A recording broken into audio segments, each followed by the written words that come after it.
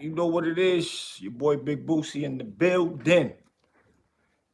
Came to have a nice conversation, baby, with my knowledgeable people out there and wait for a few people to come and get in the chat, man. For real. Very different. I like to keep it different. Come with some things that's really on the political side. But a lot of people go through this stuff and a lot of people don't understand the law of the things they go through. And when you don't understand the law of the things you go through, you let things just happen and run its course. When you open your mouth, things will really happen, man, for real. So I want to talk to a few of my good, knowledgeable people that be up in the chat with me, and wait for a few people to come in, man, so we can have a real grown man, grown woman discussion. Cause I want to make sure I ain't crazy, or if I'm make sure I ain't bugging out with the things that I've been, should I say, experiencing or witnessed. Cause things sounding real crazy right now, and I'm not understanding how they getting away with it. So I just want to get a few people takes on it.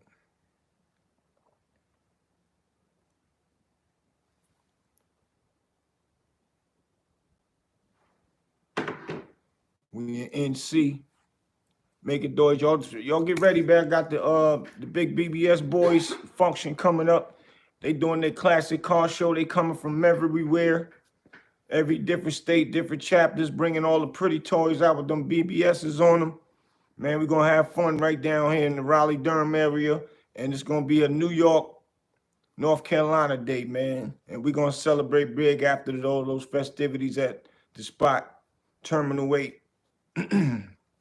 Lounge in Raleigh. May the 3rd. May the 3rd is going down. Make sure y'all share that. Make sure y'all subscribe when you come in. Hit the notification button. Hit that like button. That like button mean a lot, man. YouTube, y'all playing with my numbers again, YouTube. Come on, man. Stop it. Stop it. I got too many subscribers to be having my numbers at this low point right now. When I was demonetized, I was getting 8,000 people watching at one time. Come on now. So yeah, y'all know what it is. So y'all get ready. The biggest car show coming between the Raleigh-Durham, May 3rd. Man, y'all hold on 1 second. Hello? Hello? I'm gonna hit you right back. I'm filming. I'm gonna hit you right back. All right. That big business calling still late at night. But the show must go on, man. So yeah, make sure y'all get the big car show, and don't make sure y'all go on Tubi and check my movie out, A Polished Soul. It's doing numbers up there, man. We've been checking the analytics on it, and we looking good. I'm seeing a lot of y'all paying attention when I shout it out up here, because I could tell the difference after I do a shout out. We go check the numbers on it. So go check it out. Got the new movie coming. Written by my bro Terry D. And oh yeah, A Polished Soul is written by my bro Mike Anderson. Y'all make sure y'all keep that in mind, because he got something new coming.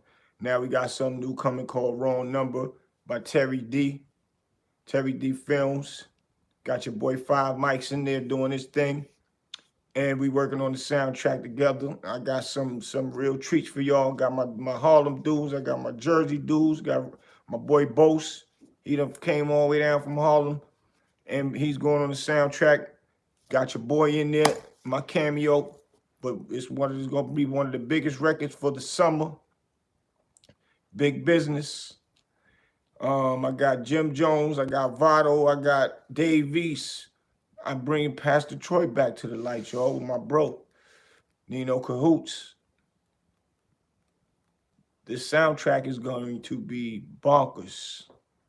Bonkers. And I'm going to do it, like we ain't gonna make it boring like a lot of the soundtracks. So I'm gonna get up there and talk my talk, man, and coach y'all all the way through this joint. Keep the vibe rolling, keep that energy rolling. So every song y'all listen to gonna be popping from beginning to end. Speed it up, slow it down a little bit. By the time it end, y'all gonna be wiping the sweat off your forehead for this joint. So we going in. So now I wanted to get into a few things, man. I want to get into a few things, right? So I'm gonna give y'all a quick story, a quick scenario, right? So I got a guy that I do. He's on probation. He was on probation for 18 months. And long story short, he did his probation. He ran through, he did everything he's supposed to do. He was getting money. They ain't had to worry about him working. He was never he didn't never fail a dirty urine. House visits, everything was always on point. He did everything he's supposed to do, all the way up to 18 months. Now it was time for probation to go to be ended. They reevaluated his paperwork, found out that he had owed 40 hours or something on a class he's supposed to took, which it was their fault because the probation people that was before the ones that he had last.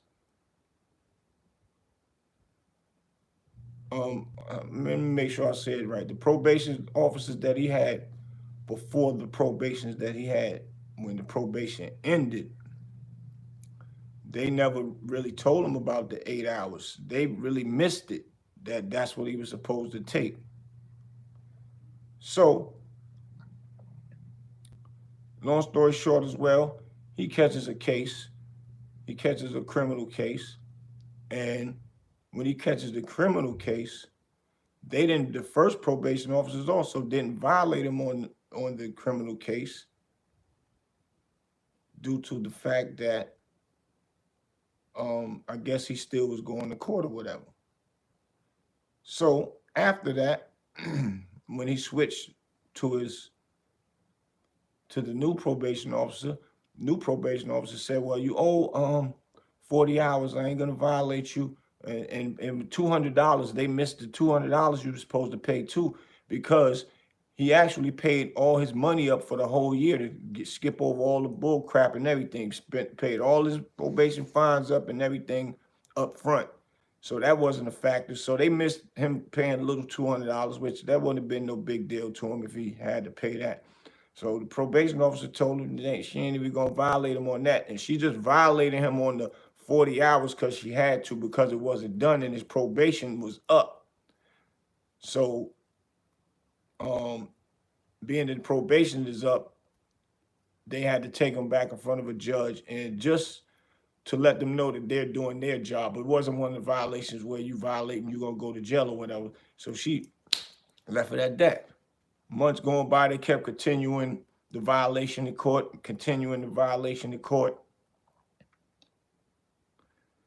Then he noticed the probation officer that the new one that he was dealing with stopped coming, wasn't even coming. And he gets with another one, the attorney called attorney of the day was in there, which is like a public defender for probation violations. And they was in there and the prosecutor was in there and they was just wondering what was going on. They was trying to figure out what was going on. So they found out the probation officer name and found out who they switched from that probation to another probation officer. So that probation officer comes in and said your court date was pushed back again, but he wanted to know why would it be pushed back? Why I just can't talk to the judge, tell him I know I owe 40 hours, and 40 hours is I have to take those classes anyway. I ran through the probation, everything went good. I went through the probation for 18 months, and it's almost 2 years, man. It's almost 2 years, and I'm still on this probation, coming back and forth to court. I'm ready to get off probation. So she tells him, well, you signed off on the other one before I took on to this case, violated you for the criminal case. And he like violated me for the criminal case. She didn't tell me that. And the new probation officer said, well, you signed right here. You didn't read what you signed. I signed what she told me. And yeah, I read some of it. And it didn't say nothing about violating me for the criminal case.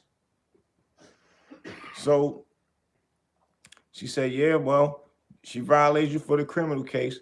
So that's why we're going to have to come back to court and get in front of a judge to see what's going on. They supposed to talk to the lawyer that you have for your criminal case. So he was like, wow, that's crazy. Now all of a sudden, I'm violated for the criminal case. And that's why I'm still on probation. When I could talk to the judge and he could just let me go ahead and handle my own 40 hours and dismiss the me and just go ahead and release me off probation because I did the 18 months. And this case been going on, and the criminal case been going on for 2 years. Which liable to still could be going on another year and some change. And he said that she was like, yeah, they're gonna talk to your your lawyer for the criminal case to see what the case is or what's going on, to see how they want to attack it, meaning the district attorney for the probation violation. Because now what he's saying is the district attorney could say, now we go to see what's going on with the other case before we let him all the way go with probation, even though it's been over 18 months. It's going on 24 months. It's 22, I think, or 23 or something like that.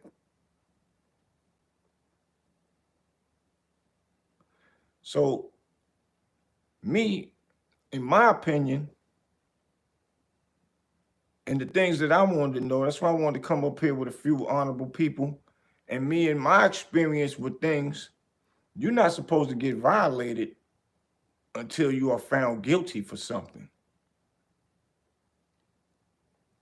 I'm thinking it's against the law for them to hold a person still on probation to find out what another case is going to do. So then you could try to violate him, which all naturality, he finished the probation that he was on. Where it stay in stipulations, and that's what I said, they gotta show some stipulations where it shows that if you get in trouble before your probation is over, your probation could be held up.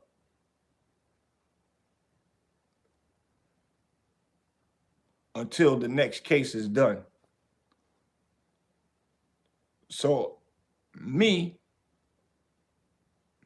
with my thought process of the situation is, isn't the name of the game innocent until proven guilty? Because if you are innocent until proven guilty, there should be no way in hell that they can hold probation over a person's head until another case is finished, just so they could try to give him or give her more time to add to the probation that they clearly did with flying colors. And if so, that should be a law against that. And see, these are the things that we don't get our politicians to help us with. We don't get nobody talking and advocating for none of that type of stuff. People just go with the flow with what's going on and don't speak up.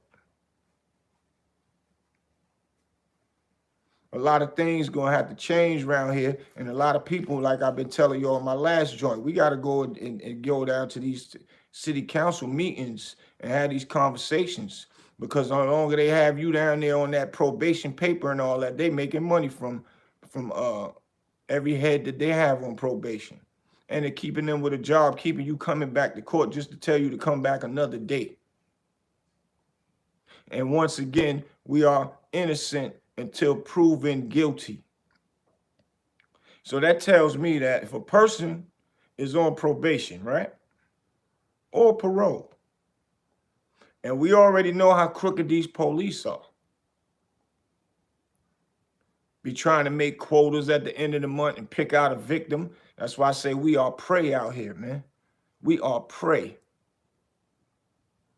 to these police.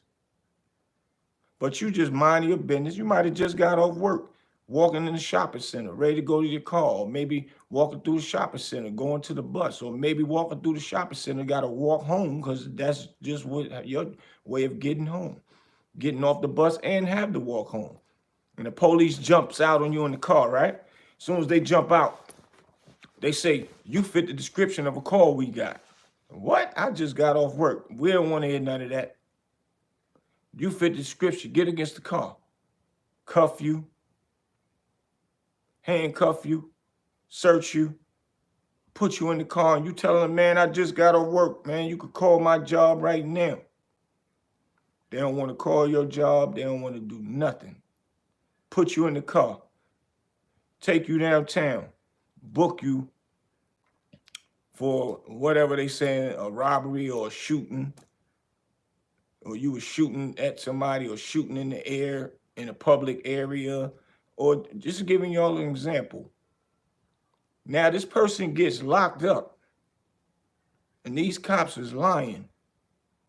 And or this person might look like somebody that might have done something. You know how they say we all look alike?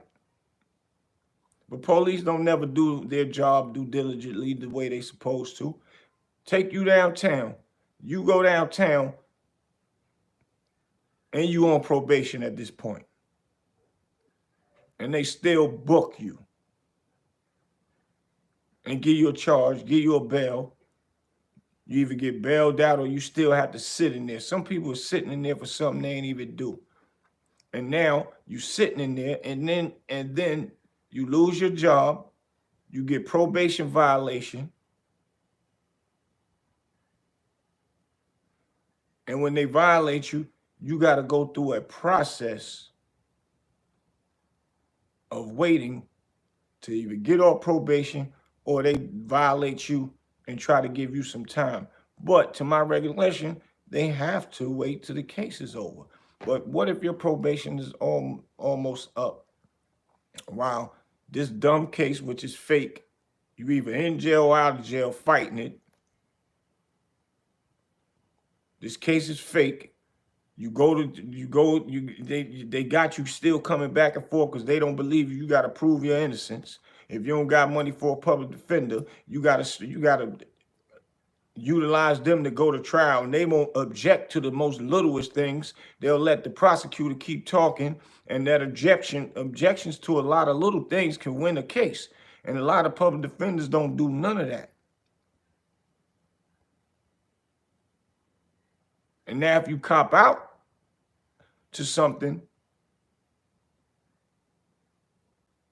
now it automatically look like, now automatically you lost that case. So now the probation that you on, you get violated. And if it's facing any type of time, you're going to have to do the time for the probation, that the months that you owe for the probation.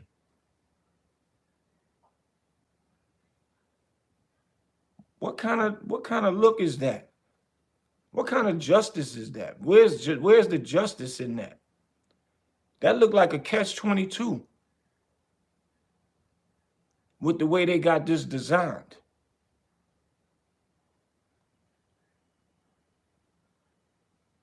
So now, I'm trying to figure what's next. What do we do next to get rid of that bogey movement, man? That bogus rhetoric that they doing out there.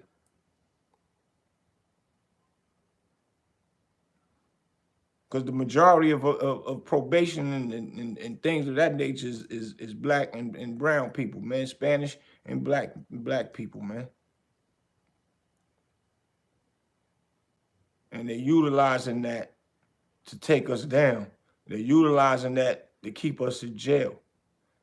Because once again, if I'm innocent, why do I got to wait till this case, which is a new case, that I know my rights been violated. I know I didn't rob nobody. I know I didn't jaywalk. I know I didn't do nothing that these police blame me about. What gives y'all the right to hold me on something that I already accomplished?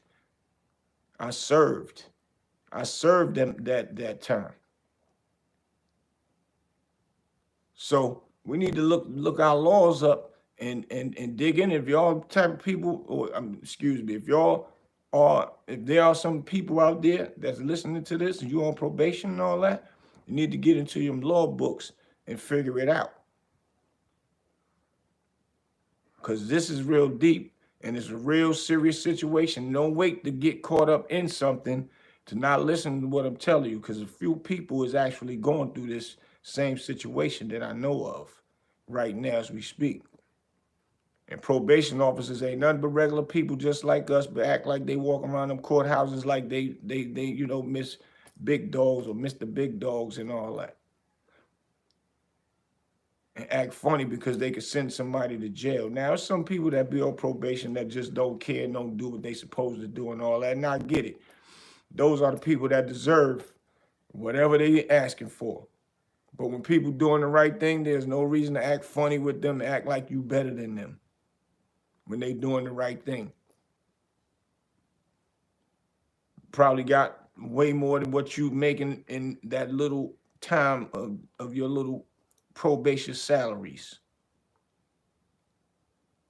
But when they got you by the, you know what, the kahuna, they can try to do what they want to you, man. So we getting ready to figure out some things, man. We getting ready to start a movement, man. It's time to start going down to these city council meetings and start doing some standing up for ourselves. And I don't care what city or what state y'all in. Because a lot is going on. A lot of people is in and out of these jails for nothing, just because of the way this system is designed. And everything that they say that as far as our constitutional rights is concerned, they violate them, and then you got to fight to get out of it. If y'all are the people that went to law school, the judges, the prosecutors went to law school for all these rights and the Constitution, learned the Constitution rights and all that, why would y'all be having people in there with jail or facing jail time, knowing that the police violated their constitutional right, keeping them coming to court, so y'all could try to get them to do a cop-out and get a pat on your back? None of it makes sense. It's all fugazi and it's all crazy, and nobody's doing nothing about it. They taking the pat on the back. Let me go and run in and do my little time and be back out, man. They gonna keep going back and forth doing this back. Nah, go back and forth and figure out another way. And a lot of these lawyers need to be out here doing a lot of pro bono, but keep trying to charge $5,000 and $10,000 for little petty crimes. But y'all gonna rape the people without, that might got a little money, and the ones without the money that can't afford it, y'all just kick them to the side. It is what it is. Let our people go to jail. But then you got the lawyers that fight for the ones that do get time, but they normally get them out 10, 20 years later. I don't understand the significance of that. Don't just grab the cases with people that's in there 20, 30 years, that's in there unjustifiable, or should I just say unjust.